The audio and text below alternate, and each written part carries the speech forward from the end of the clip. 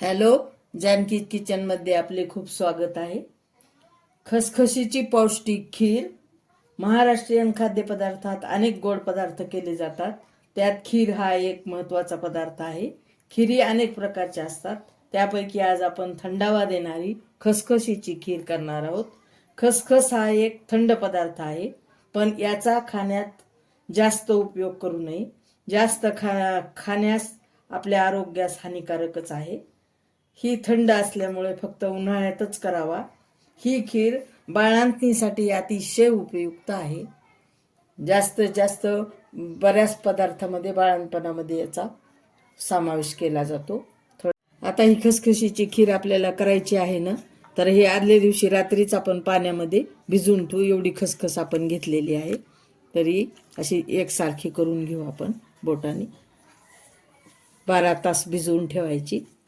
रात्रभर झाकून ठेवून देऊ. आता हे झाकून बाजूला ठेवून देऊ. हे खसखशीच्या खिरीचे आपले रात्रभर खसखस भिजवून ठेवली आहे 12 तास. हे आता आपण मिक्सरमधून काढून घेऊ.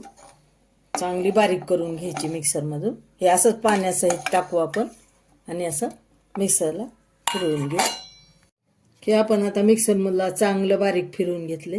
हे अशा प्रकारे असं आपण छान बारीक करून घेतले हे खसखस.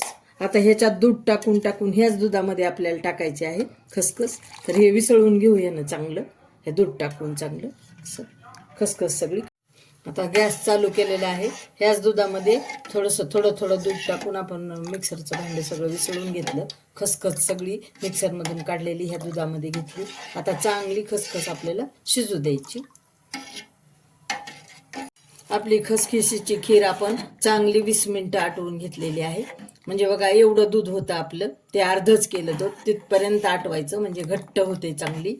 आणि याला टाकू. याला घेतले 4-5 बदाम, 2-3 हे घेतले तर पिस्ते, 2 अक्रोड घेतले आणि आपल्याला हे सगळं टाकायचं आहे. काजू पण 2-4 घेतले. सगळंच आपण बारीक मिक्सरमधून काढलं. हे असं मिक्स करायचं खिरीमध्ये.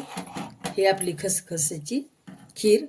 याला टाकली साखर. मी कमीच टाकायलेली आहे. तुमचं कमी जास्त साखर खाण्यावरून ह्याच्यातली पण काढून ठेवते, कारण मला साखर जास्त खायची नाही.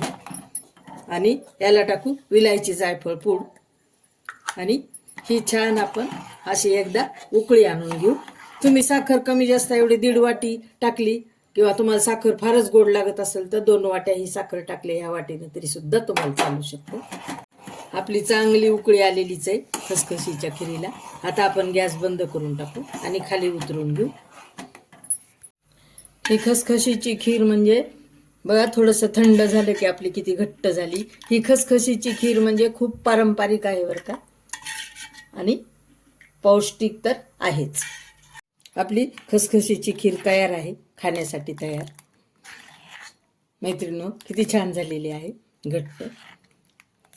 सबस्क्राईब करा, लाईक करा, शेअर करा, कमेंट द्यायला विसरू नका. मैत्रिणींनो आणि माझे प्रेक्षक नक्की करून खा.